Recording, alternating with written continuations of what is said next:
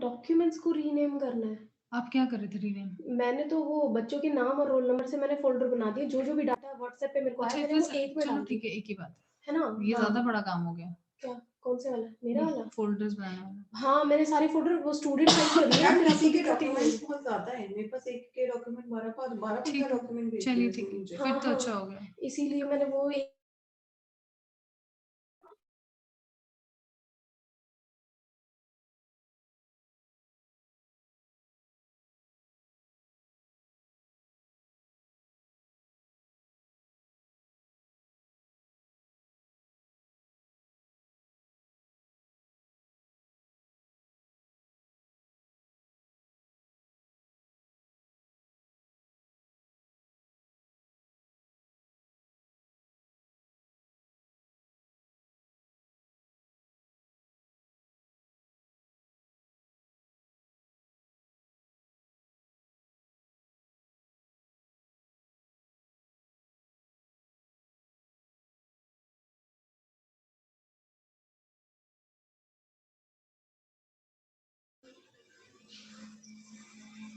Participants are there और मैंने auto join रखा हुआ है। I you don't need my approval to join the meeting.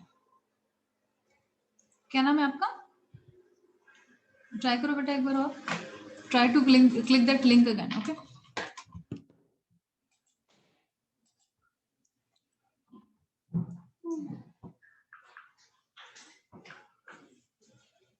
चलो आप नहीं पियोगे? ठीक है मैं लाता हूँ 2 कप चाय लाता हूँ। कहते आप नहीं पियोगे? ठीक है मैं लाता हूँ। बना रखे इन्होंने।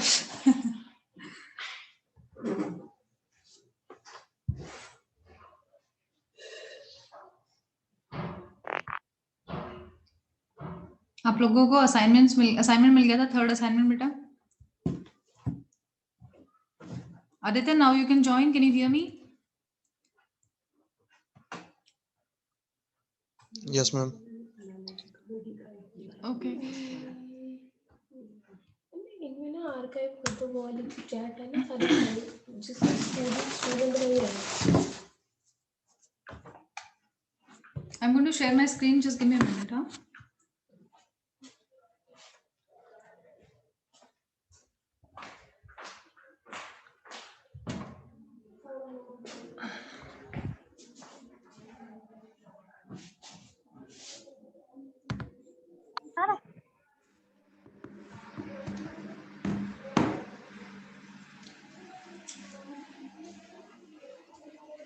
Now the next topic is which we are going to cover today. Unpaid seller हम लोग पढ़ने वाले हैं। स्क्रीन शेयर सिर्फ 4 ही बच्चे अभी तक है बेटा। अनपेड सेलर्स के क्या राइट्स हैं हम वो आज पढ़ने वाले हैं। पहली बात तो हमें ये पता होना चाहिए कि अनपेड सेलर कौन होता है। Excuse me, ma'am.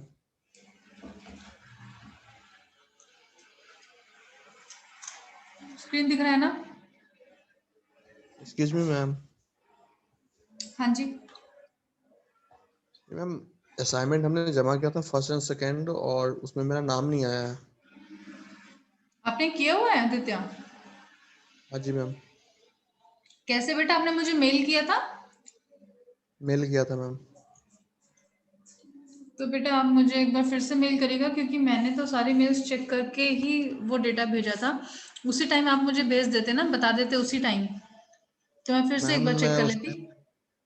उस टाइम मैं ट्रेन में था तो नेटवर्क प्रॉब्लम था इसको कोई प्रॉब्लम नहीं है जैसे आप दोनों असाइनमेंट्स मुझे जो आपने पहले भेजे हुए हैं ना मेल, उस हाँ मेल जी को ही मैम। फॉरवर्ड करना। तो मैं चेक करूंगी कि आपने पहले भेजा हुआ है कि नहीं, और अगर आपने पहले नहीं भेजा हुआ होगा तो फिर आई विल नॉट एक्सेप्ट। इसलिए आप ओके पुरानी मैम। मेल को फॉरवर्ड करना, ठीक है?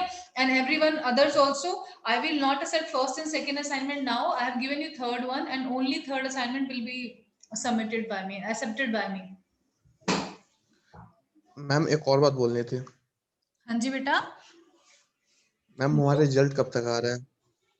बेटा रिजल्ट्स का तो देखो यूनिवर्सिटी से कॉरेस्पॉन्डेंस डेली बेसिस पे ही हो रहा है for your results and all those things, but कुछ पॉजिटिव रिस्पांस यूनिवर्सिटी से हमको मिल नहीं पा रहा है एज सुन एज रिजल्ट का और कुछ ना कुछ इसमें प्रोग्रेस भी हो रहा है। ऐसा नहीं है कि कुछ पॉजिटिव रिस्पांस नहीं मिल पा रहा है तो आगे कुछ होगा भी नहीं, कुछ ना कुछ इसमें प्रोग्रेस हो रहा है।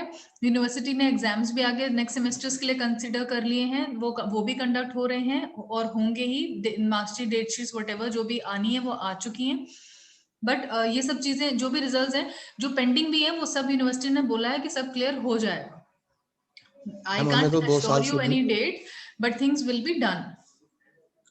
मैम 2 साल से तो हमें यही बोला जा रहा है कि रिजल्ट अब आ जाएगा, अब आ जाएगा, कब आएगा। मैम हमारे 4th सेम खत्म हो जाएंगे, 6th सेम हमारे पूरे सिलेबस खत्म हो जाएंगे। मैम आगे की पढ़ाई के लिए तो रिजल्ट चाहिए ना।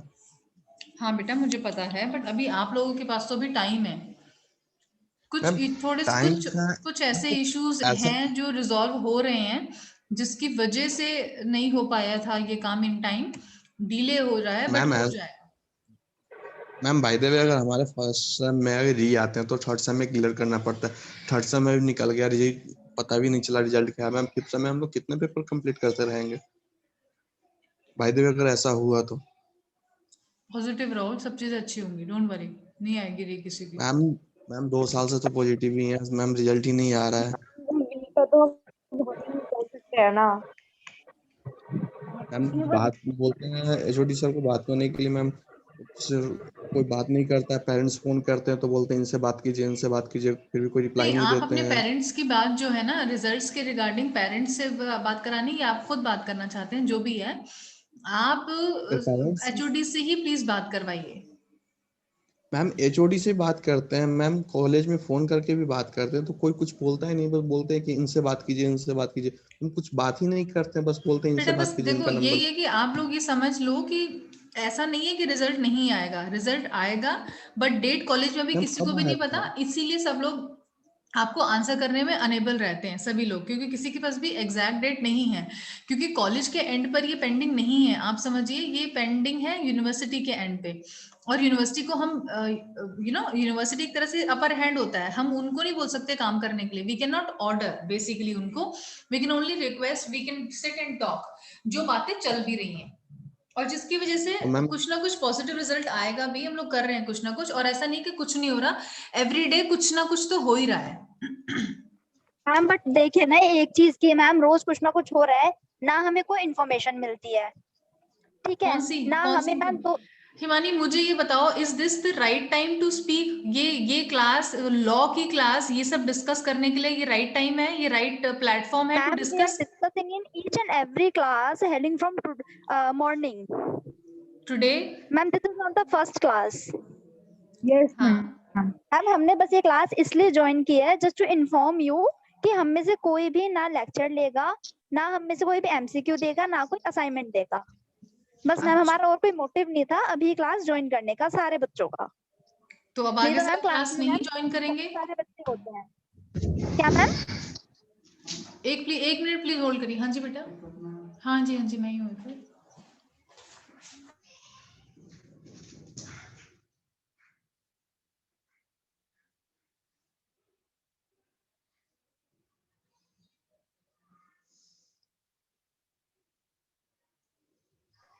हाँ हाँ जी हिमानी बोलिए।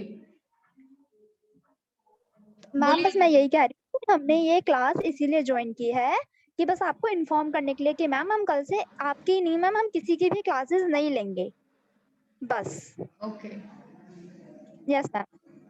ठीक है, तो फिर अभी का भी क्या करना है, आज की क्लास भी लेनी है आपने? नहीं मैम आज की क्लास में हमारी किसी की अटेंडेंस मत लगाना, क्योंकि मैम बाकी सारे बच्चों को भी हमने ही सबने आपस में डिसाइड किया है कि हम नहीं लेंगे, तो आप हमारी आज के भी जितने बच्चे हैं उनके अटेंडेंस मत लगाना। अच्छा, मतलब हमने आपको इन्फॉर्म करने के लिए ज्वाइन किया था और कुछ नहीं। Okay, thank you so much. Okay ma'am, thank you.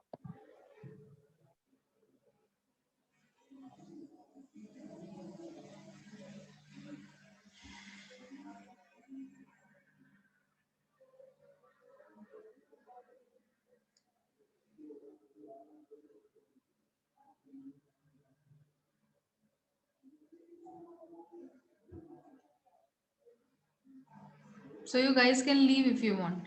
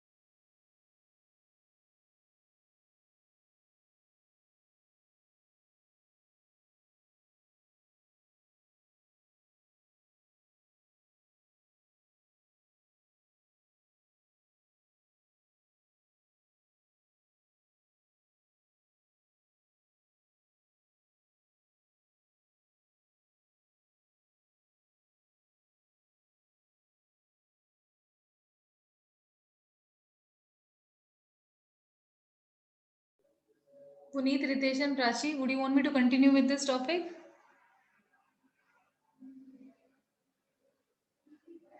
Now, basically unpaid seller हम लोग डिस्कस करना चाहते हैं। एक ये टॉपिक और एक और टॉपिक बचा है जो हमारा 3rd यूनिट में है। अनपेड सेलर बेसिकली वो होता है जो कि जिसको अभी तक पैसे नहीं मिले, मतलब वो सेलर तो है, उसने चीजें तो बेची हैं, कुछ ना कुछ बेचा है, बट बेसिकली उसको अभी तक पेमेंट नहीं मिला। So he is the seller to whom पहली चीज whole of the price is not paid, यानी कि कुछ ना कुछ अमाउंट, या तो फुल्ली अमाउंट या पार्शली अमाउंट, कुछ भी अनपेड है जो नहीं मिला है उसको। Then second is conditional payment. Conditional payment का मतलब है किसी कंडीशन पे पेमेंट हो रही है कि या तो हम तुम्हें इतने का चेक देंगे, इस डेट का चेक देंगे, चेक पोस्ट डेटेड देंगे, अभी का नहीं देंगे, जो भी चीजें हैं। तो ऐसा कुछ भी कंडीशनल पेमेंट हो रही है या फिर उसको पूरा पैसा अभी तक नहीं मिला है, इन दोनों में से कोई भी चीज होगी तो वो अनपेड सेलर है। Bill of exchange, promissory note, cheque has been received by sellers but it dishonours. क्या होता है? चेक कोई भी होता है या कोई बिल ऑफ एक्सचेंज होता है। आप कहीं शॉपिंग करने जाते हो तो आपको क्रेडिट नोट मिलता है। आपने ध्यान दिया होगा, आपने कोई चीज शॉपिंग करी है और उस शॉपिंग के बदले आपको कोई चीज एक्सचेंज करनी थी, सपोज आपको वो चीज पसंद नहीं आई तो आप रिटर्न करने जाते हो, तो प्रोडक्ट तो वो आपसे ले लेते हैं बट आपको पैसे नहीं देते वापस, आपको क्रेडिट नोट दे देते हैं कि आप उसकी जगह पे कुछ और चीज ले लीजिए। या आपने किसी को चेक दे दिया, सपोज वो सेलर जिसको चेक तो मिला पेमेंट के तौर पे, उसके कस्टमर ने उसको चेक दे दिया कि मैं आपको चेक से पेमेंट कर रहा हूँ। अब चेक क्लियर होने में 2 दिन लगते हैं कम से कम 2 या 3 दिन लगते हैं।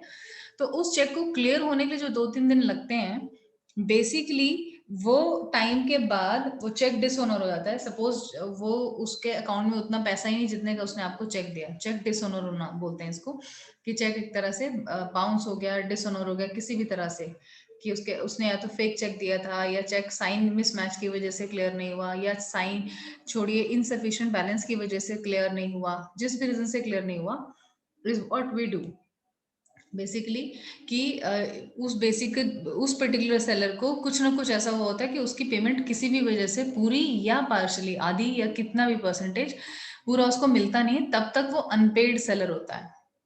अब क्योंकि उसने चीज सेल कर दी और वो एक सेलर है या करना चाहता है और बायर भी खरीदना चाहता है, तो उस पर्टिकुलर पर्सन को अनपेड सेलर हम कहेंगे और उसके पास कुछ राइट्स होते हैं। फीचर्स तो ये हो गया बेसिकली, सेलर अनपेड सेलर वही होगा जो सेलर जो है कुछ ना कुछ गुड्स उसने बेचे होंगे कैश बेसिस पे या किसी भी टर्म्स एंड कंडीशंस पे कि इतना पैसा मुझे उसका चाहिए, और वो कैश ट्रांजैक्शंस के लिए हुआ होगा या फिर चेक के थ्रू भी हो सकता है। किसी भी मतलब पेमेंट के अगेंस्ट उसने कुछ ना कुछ बेचा है और फ्यूचर में उसको कुछ ना कुछ पैसा नहीं मिला, वो पर्सन होता है seller must sell the goods on the cash basis, thank you भैया, एंड मस्ट बी अनपेड, मतलब अनपेड रहना चाहिए वो, तो तभी वो अनपेड सेलर बनेगा। बेचा भी कुछ होना चाहिए और पैसा भी कुछ नहीं मिला होना चाहिए उसको, ठीक है। Seller must be unpaid either wholly और पार्टली, जैसे मैंने आपको बताया,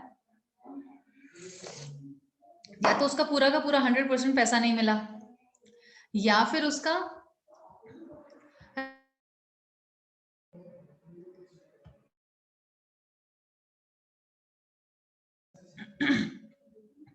या फिर उसका कुछ अमाउंट या पार्टली नहीं मिला। So the decided period has expired, the price has not been paid to the seller, यानी कि कुछ ना कुछ पैसा उसको नहीं मिला। Then seller must refuse to accept the payment. जो सेलर जो है उसने कुछ पैसा ऐसा भी नहीं होना चाहिए कि खुद ही एक्सेप्ट करने से मना कर दिया। सपोज को कस्टमर पैसा दे रहा है या देना चाहता था पहले या जो भी कुछ है, तो उसने मना कर दिया मैं नहीं ले रहा पैसा, ऐसा भी नहीं होना चाहिए, तो वो अनपेड थोड़ी रह जाएगा। वो तो फिर कस्टमर उसको पैसा देना चाहता है, तुम पैसा नहीं ले रहे हो, तो तुम अनपेड कहाँ से हुए? तो अपनी विश पर तुम पैसा नहीं ले रहे हो। Where the price paid through negotiable instrument, bill of exchange, promissory note, check and the same has been dishonored.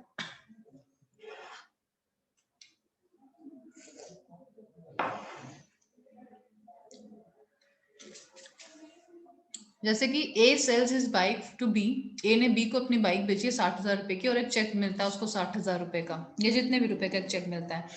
Till this time seller will not be called as a seller, क्योंकि sorry, जब तक उसने check उसको मिला हुआ है और उसने बाइक बेच दी है, तब तक वो अनपेड सेलर नहीं बना है। क्यों? क्योंकि उसको अभी नहीं पता कि वो चेक जो है अब वो डिसऑनर होगा कि नहीं होगा। जब वो चेक डिसऑनर हो जाएगा तब वो अनपेड सेलर बनेगा। उसने तो अभी तो उसको यही पता है कि उसने बाइक बेच दी है, 60,000 रुपए का चेक उसके हाथ में, वो अपने बैंक अकाउंट में डालेगा, पैसा उसको मिल जाएगा। बट जैसे ही वो चेक डिसऑनर होगा तब वो अनपेड सेलर बनता है। ए जो है तब अनपेड सेलर बनेगा, अदरवाइज नहीं बनेगा। Now rights and the remedies of the unpaid seller. Basically rights क्या क्या है इसके पास, राइट्स अनपेड सेलर के पास क्या क्या है, यही हमारा मेन टॉपिक है, हमारी जो सिलेबस में है या यूनिवर्सिटी में वो यही है कि अनपेड सेलर के पास क्या राइट्स हैं। अगेंस्ट द गुड्स और अगेंस्ट द बायर्स, दो चीजें। अब देखिए एक सेलर है तो सेलर के पास कौन सी दो चीजें जो इन्वॉल्व है। एक तो वो चीज गुड जो उसने बेचा, जो चीज उसने बेची, गुड जो उसने बेचा, उसके अगेंस्ट क्या क्या राइट्स हैं इसके पास। और उसने जिसको बेचा, बायर के अगेंस्ट क्या क्या राइट्स हैं। यानी कि अगर उसने वो अनपेड रहा तो गुड्स का क्या होगा, क्या उसके पास गुड्स वापस आएंगे, नहीं आएंगे, क्या होगा। और दूसरी चीज जो पैसा उसके पास नहीं आया, वो पैसा कैसे आएगा, बायर्स के अगेंस्ट वो क्या एक्शन ले सकता है, बायर उसको पैसा कैसे देगा, नहीं देगा, या जो भी कोई काम होगा। तो पहला राइट है unpaid seller against goods. Goods के अगेंस्ट उसका पहला राइट ये है right of the possession.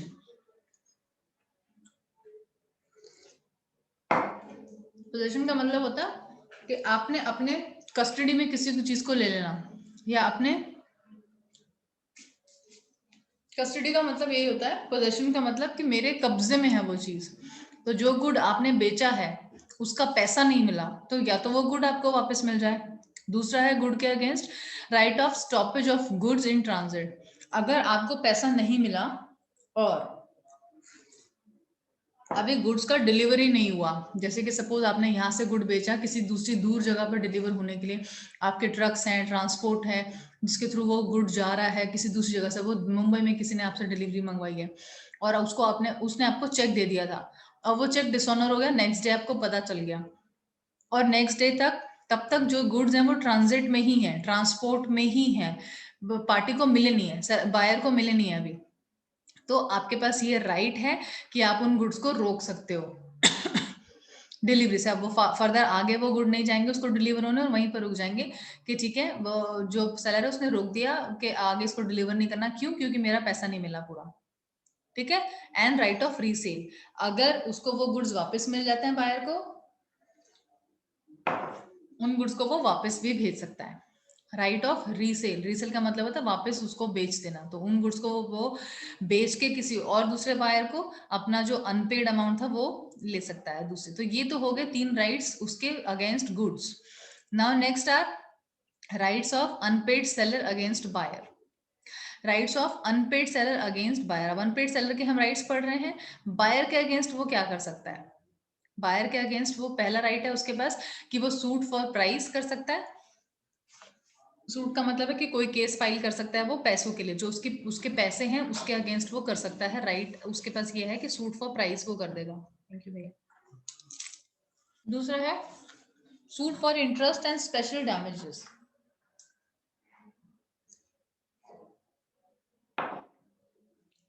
Interest होता है, सपोज करिए मैंने आज किसी को कोई चीज बेची, आपके पास वो पैसा आज आ जाना चाहिए था, आज नहीं आया, 1 महीने तक नहीं आया, 2 महीने तक नहीं आया। अगर वो पैसा आपके पास आज आ जाता तो आप उस पैसे पर इंटरेस्ट कमा सकते थे, कुछ अपना एक्स्ट्रा पैसा उससे अर्न कर सकते थे। पैसे से भी हम पैसा इंटरेस्ट लेके हम बैंक हमें इंटरेस्ट देता है, अगर हम बैंक में जमा कराएंगे या कुछ भी कर सकते थे उस पैसे से, कहीं और इन्वेस्ट करते तो हम शायद उस पैसे से कुछ और पैसा कमाते। तो अनपेड सेलर के पास ये भी राइट है कि वो उस इंटरेस्ट का जो उसका डैमेज हुआ है कि वो पैसा अगर उसके पास टाइम से आता तो वो उस पर इंटरेस्ट अर्न करता या और कुछ स्पेशल अर्न कर लेता कहीं पर इन्वेस्टमेंट के थ्रू। वो सारा डैमेज अब हो गया क्योंकि उसको पैसा ही नहीं मिला। वो सब चीजों के लिए भी अनपेड सेलर जो है अगेंस्ट द बायर क्लेम कर सकता है। मतलब बायर से ही बोल सकता है कि तूने तो मेरा पैसा को 10,000 रुपये पेमेंट होना था, 10,000 रुपये के ऊपर उसको लगता है कि वो 500 रुपये इंटरेस्ट कमा लेता, तो वो 10,000 प्लस इंटरेस्ट चार्जेस के साथ वो पैसा फाइल कर सकता है कि मुझे इंटरेस्ट भी चाहिए इस पैसे पे, ठीक है, या मेरा ये डैमेज हो गया इसकी वजह से, या इस पैसे से मैं कुछ और काम करना चाहता था जो मेरा और नुकसान हो गया इसकी वजह से, तो वो सारी चीजें भी, स्पेशल डैमेजेस भी क्लेम कर सकता है। फिर कोर्ट के ऊपर है कि वो पूरी चीजों की देखेगा, जांच पड़ताल करेगा, फिर डिसाइड करेगा वेदर हमें डैमेज जो उसके हुआ है वो एक्चुअल में हुआ है कि नहीं, और कुछ कॉम्पनसेशन बायर से मिलना चाहिए कि नहीं, या बायर की भी कुछ ना कुछ चीजें हम कोर्ट चेक करेगा कि इसने क्यों पैसा नहीं दिया, अब क्या कह रहा है, देना चाहता है नहीं देना चाहता है, या उस टाइम नहीं दिया तो क्यों नहीं दिया, इसकी कोई पर्सनल मजबूरी तो नहीं थी, या ये सारी चीजें। Next third is suit for damages for non acceptance. अगर बायर ने वो प्रोडक्ट्स खरीदने के बाद बोला कि हाँ मैं खरीद रहा हूँ, इतने का ऑर्डर दे दिया, सब कंफर्म कर दिया, सब कुछ बोल दिया कि ओके है, डन है, तुम मेरे लिए प्रोडक्शन स्टार्ट कर दो, अब वो पर्टिकुलर प्रोडक्शन उस पर्टिकुलर बंदे के ऑर्डर पर ही हुई है और यहाँ से जाने के लिए भी ट्रांसफर हो गया, उसको गुड्स जाकर डिलीवर भी हो रहे हैं, बट वो वहां पर जाके जब उसके पास पहुंचते हैं बायर के पास तो एक्सेप्ट नहीं करता। नॉन एक्सेप्टेंस इसको बोलते हैं कि वो ले नहीं रहा, वो कह रहा है मेरे को जरूरत नहीं अब इनकी। तो नॉन एक्सेप्टेंस यानी कि जो सेलर ने उस बंदे के को ही बेचने के लिए जो प्रोडक्ट बनाए थे वो उनको जब उसने नहीं एक्सेप्ट किया तो उन डैमेजेस के लिए भी वो केस फाइल कर सकता है, किसके अगेंस्ट, बायर के against. And suit for breach of contract. एक दूसरा तरीका उसके पास और ये भी है कि वो ब्रीच ऑफ कॉन्ट्रैक्ट में के अगेंस्ट, हमने ब्रीच ऑफ कॉन्ट्रैक्ट ऑलरेडी पढ़ लिया था कि कोई भी कॉन्ट्रैक्ट हो, कोई भी contract which is enforceable by law, दोनों टर्म्स एंड कंडीशंस उसमें जो कॉन्ट्रैक्ट में हैं, दोनों में से कोई भी पार्टी अगर फुलफिल नहीं करती तो एक पार्टी जो फुलफिल नहीं कर रही है उसके अगेंस्ट कोर्ट में केस फाइल हो सकता है ब्रीच ऑफ कॉन्ट्रैक्ट का दूसरी पार्टी से। तो एक ये भी तरीका है कि ब्रीच ऑफ कॉन्ट्रैक्ट के अंडर भी उसके अगेंस्ट केस फाइल हो सकता है, किसके अगेंस्ट, बायर के अगेंस्ट जिसने पैसा नहीं दिया, किसका, सेलर का, पैसा नहीं दिया इसलिए वो अनपेड सेलर बन गया। आगे इस पर्टिकुलर टॉपिक में यही सारे जो 7 पॉइंट्स हैं, राइट अगेंस्ट गुड्स और right against this particular buyer, ये सबका इनको डिटेल में इसके बारे में बताया गया। मैं आपको वन बाय वन सारे पॉइंट्स भी एक्सप्लेन कर चुकी हूँ। The what exactly is right of position या what exactly are the rights for those particular like against the buyer, और वो क्या क्या कर सकता है, किसके अगेंस्ट वो फाइल सूट कर सकता है and can get the compensation or help from the court against the buyer, या फिर गुड्स के साथ क्या क्या कर सकता है। क्लियर है? इसमें किसी को कुछ क्वेश्चन है आप दोनों में से? Puneet and Ritesh,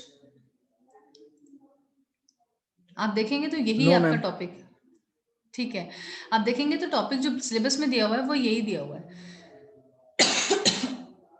now remedies for breach of contract under specific relief act and code of civil procedure. Now एक टॉपिक आपका है remedies for breach of contract, कि आपने एक कॉन्ट्रैक्ट को ब्रीच कर दिया। A contract is an agreement enforceable by law, ये हम पढ़ चुके हैं। In the generic sense, a contract is a collection of corresponding promises either in a written format or oral between two or more than two parties, binding them in a contractual legal relationship.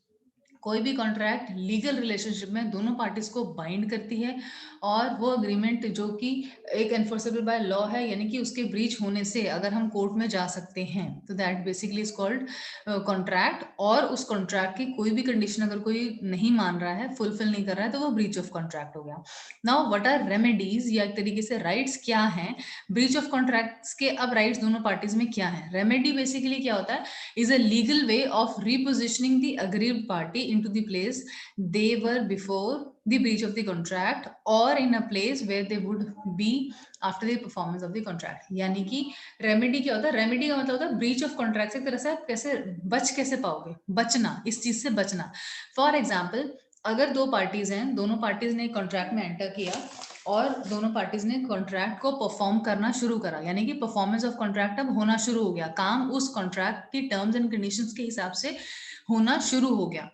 और काम होते होते उनमें से कोई एक term किसी एक पार्टी ने फुलफिल नहीं करी, तो वो क्या हो गया? ब्रीच ऑफ कॉन्ट्रैक्ट हो गया।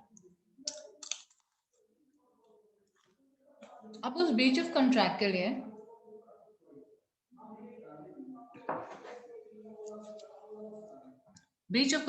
बेसिकली आपको क्या करना है कि जो ये कॉन्ट्रैक्ट ब्रीच होगा, दूसरी वाली पार्टी वो आपके अगेंस्ट केस फाइल कर सकती है कि इसने ये करा है ब्रीच ऑफ कॉन्ट्रैक्ट के अगेंस्ट, तो ऑब्वियसली क्योंकि वो इन्फोर्सेबल बाय लॉ था कॉन्ट्रैक्ट, दूसरी पार्टी कोर्ट में जा सकती है।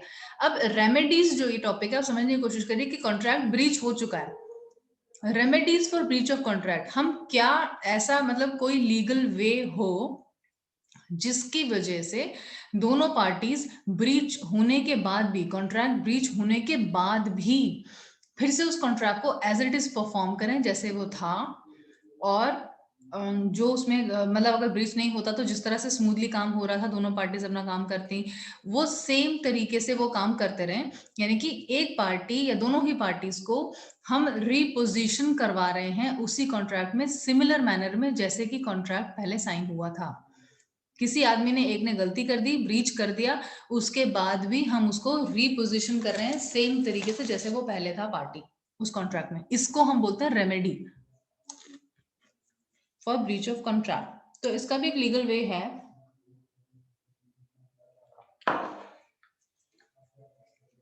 हम क्या कर सकते हैं, अगर आप दोनों सोचें कि ऐसा क्या हो सकता है। बेसिकली सपोज करिए किसी एक पर्सन से कुछ कॉन्ट्रैक्ट एक ब्रीच हो भी गया, सपोज करिए। एक होता है इंटेंशनली ब्रीच करना, कि दूसरे को आप नुकसान पहुंचाने के लिए ब्रीच कर रहे हो, कि मैं तो काम ही नहीं करना चाहता। दूसरा है कि आपने अनइंटेंशनली ब्रीच किया, आपकी गलती कम है या आपको पता नहीं चला, या आपने अनइंटेंशनली गलती से ह्यूमन एरर की वजह से कुछ ब्रीच कर दिया। ह्यूमन एरर की वजह से अगर आपको लगता है कि आपने किया, दूसरी पार्टी को भी समझ आ रहा है कि हाँ इसने काम गलत तो कर रहा है, बट अपनी गलती भी मान रहा है, कह रहा है कि दोबारा नहीं करेगा, और ये गलती इसने जानबूझ के नहीं करी, तो दूसरी वाली पार्टी भी उसको ये समझती है कि ठीक है इसको चांस देना चाहिए। वो नहीं समझती है तो जनरली क्या होता है, कई बार कोर्ट भी सारा इन्वेस्टिगेशन के बाद सब चीजें समझता है। जो भी कोर्ट में प्रूफ सबमिट होंगे, जो भी हम जिनको प्रूफ को हम सबमिट करके प्रूव करना चाहते हैं, कुछ भी दोनों पार्टीज के जो लॉयर्स होंगे वो प्रूव करेंगे।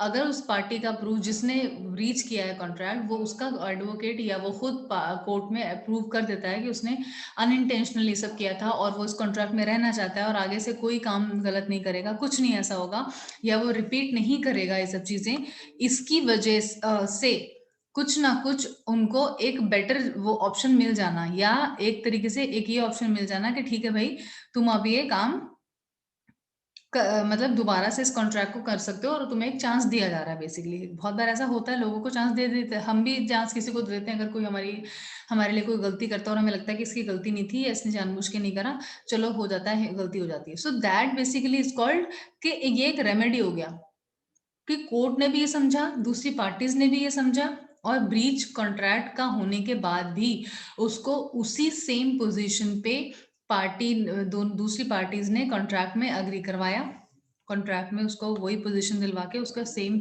टर्म्स कंडीशंस पे काम करवाया, और आगे से वो सारी पार्टीज वैसे ही काम कर रही हैं जैसे कि लेट डाउन है सारी टर्म्स एंड कंडीशंस उस पर्टिकुलर कॉन्ट्रैक्ट में। This is basically called the remedy for the breach of contract. जो मीनिंग है वो मैंने आपको समझा दिया। अब इसमें आप अपनी लैंग्वेज में जितना चाहें ऐड कर सकते हैं, अदरवाइज ये कंटेंट खुद भी इसमें मैंने बहुत सारा ऐड करो, आप यहाँ से भी उठा सकते हैं। डैमेज क्या होता है, रेमेडी किस तरह से हो सकती है, क्या क्या मतलब रेमेडी आप समझिए कि आपको दोबारा से उसी जगह पे सेम पोजीशन पे कॉन्ट्रैक्ट को परफॉर्म करने के लिए दिया जा रहा है। तो एक होता है कि रीजन डैमेज और कॉम्पेंसेशन, कि आपने जो गलती करी उसके अगेंस्ट आप या तो कॉम्पेंसेशन पे कर दो, ठीक है, जो तुम्हारा लॉस हुआ है, तुम्हारी वजह से जो लॉस हुआ है वो लॉस तुम पे कर दो। तो वो अगर पार्टी कहते हैं हाँ ठीक है मेरी वजह से लॉस हुआ, मैं समझ गया मेरी गलती थी, मैं पे कर देता हूँ ये कॉम्पेंसेशन, तो आपने एक पहला हो गया डैमेज।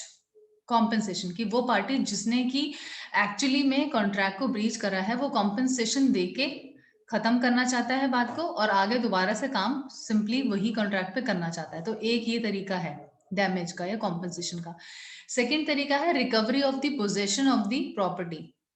आपको क्लियर दिख रहा है, ये डैमेजेस हो गया। Next is recovery of possession of property. यानी कि recovery of possession of property का मतलब होता है कि आपने बेसिकली जो भी पोजेशन, अगर आपने जो भी ब्रीच करा है कॉन्ट्रैक्ट, उसकी वजह से जो भी लॉस हुआ है उसकी या तो आप रिकवरी कर लो, या तो अपनी पॉकेट से, पहला वाला था डैमेज या कॉम्पेंसेशन, आप अपनी पॉकेट से पे कर लो, पे कर दो, या फिर जहां से, जिस आदमी से, जिस पार्टी से आपको लॉस हुआ है उस पार्टी से आप रिकवरी कर लो।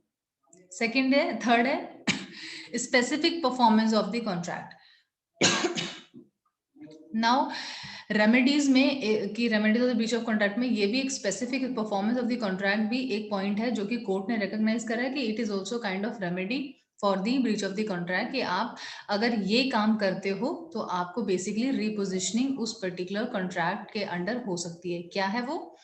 Specific performance of the contract, यानी कि आप अपने उस सेम कॉन्ट्रैक्ट को, जो सेम जिसको आपने ब्रीच करा है, उसको प्रॉपर तरीके से परफॉर्म करने लग जाओ दोबारा, अकॉर्डिंगली जैसे आप रिक्वायर्ड थे वैसे ही, तो रिपोजिशनिंग हो जाएगी आपकी। आप जो रिक्वायरमेंट है आपके काम की, आपने वैसा ही काम करना शुरू कर दिया, या आप कंटिन्यूटी में वैसा ही काम किए जा रहे हो, आपने स्टॉप ही नहीं करा था। So that is what specific performance of the contract. Next is rectification of the instrument. Now rectification of the instrument, if we see the explanation of this particular point, then rectification का मतलब होता है basically correct करना, rectify करना, बोलते हैं rectify this. Rectify का मतलब होता है किसी भी चीज को करेक्ट करना। So rectify of instrument literal means में तो ये होता है कि आप एरर्स को करेक्ट कर रहे हो। किसी भी, कोई सपोज एक डॉक्यूमेंट है, उस डॉक्यूमेंट में कुछ ग्रामेटिकल एरर्स हैं, कुछ स्पेलिंग मिस्टेक्स हैं, कुछ टेंसेस के एरर्स हैं, कुछ ऐसा है सपोज, और वो डॉक्यूमेंट आपको दिया जाता है, आपको बोलता है कि इसको रेक्टिफाई कर दो, तो यानी कि उसमें जितने भी एरर्स आपके हिसाब से हैं, गलत वर्ड्स हैं, कुछ भी हैं, वो बेसिकली आप रेक्टिफाई करो।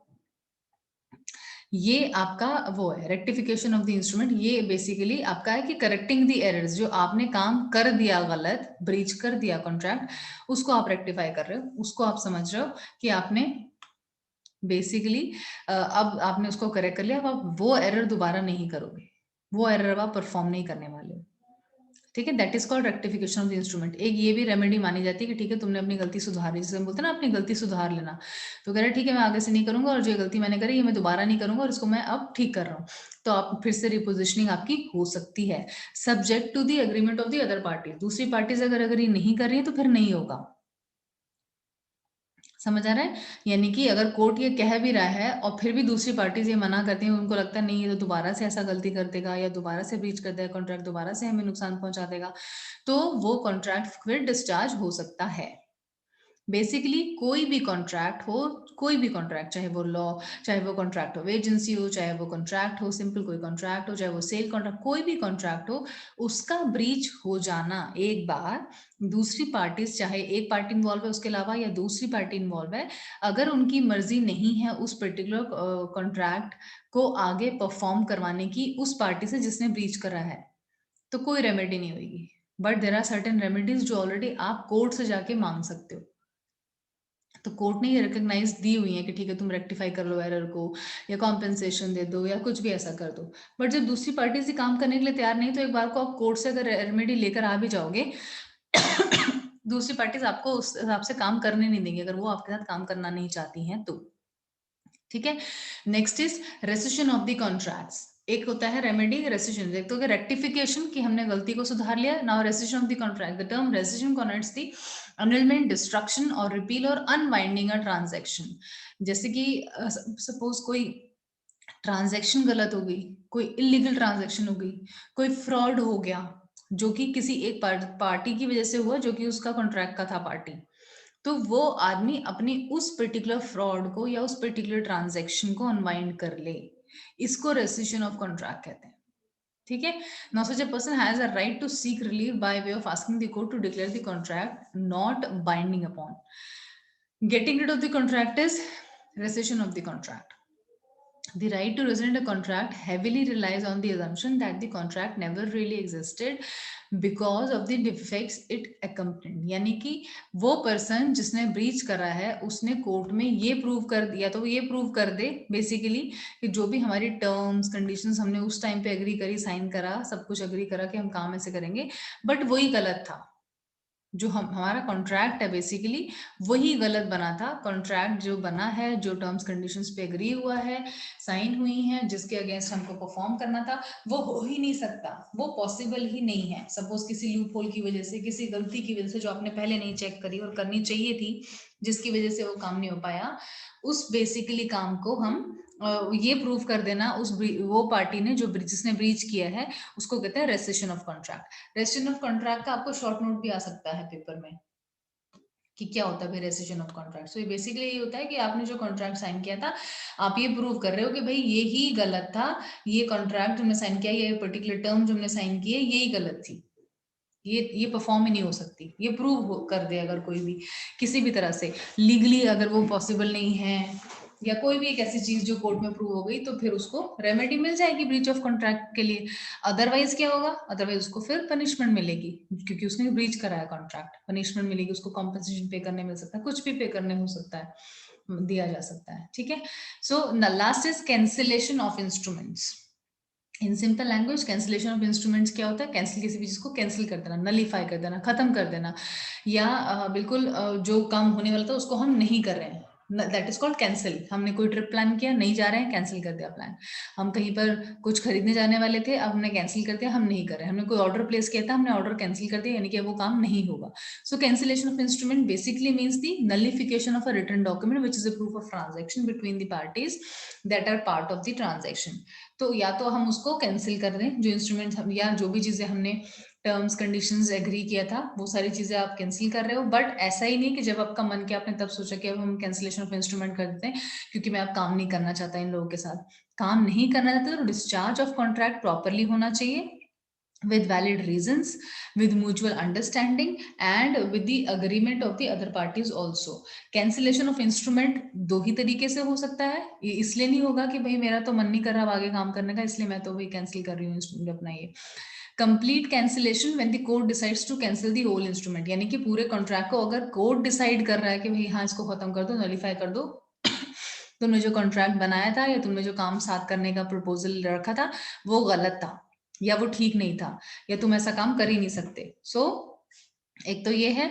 दूसरा है कि पार्शियल कैंसिलेशन हो जाए, कुछ part of that contract cancel हो जाए, यानी कि कुछ टर्म्स जो कि गलत दिख रही हैं और कोर्ट में प्रूव हो गई है कि ये काम हम इस तरह से करेंगे, तो फिर सिर्फ वो पर्टिकुलर कंडीशन कैंसिल हो जाए या एक पर्टिकुलर टर्म कोई कैंसिल हो जाए और बाकी सारी चीजें एज इट इज रहें। So that is also called cancellation of instrument. तो ये भी बेसिकली एक remedy of breach of contract हो गया, यानी कि कोई एक ऐसी टर्म जो आपने ब्रीच करी, उसी पर्टिकुलर टर्म को या तो कैंसिल करवा दें या पूरे कॉन्ट्रैक्ट को ही अगर हम कैंसिल करवा दें का मतलब अपनी मर्जी से नहीं होगा, हमें प्रॉपर प्रूफ देना होगा, सबमिट करना होगा कि भाई ये चीज गलत है,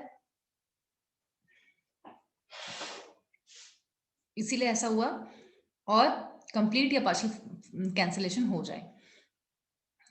these were all the remedies basically. ठीक है Puneet and Ritesh, so thank you so much for the class.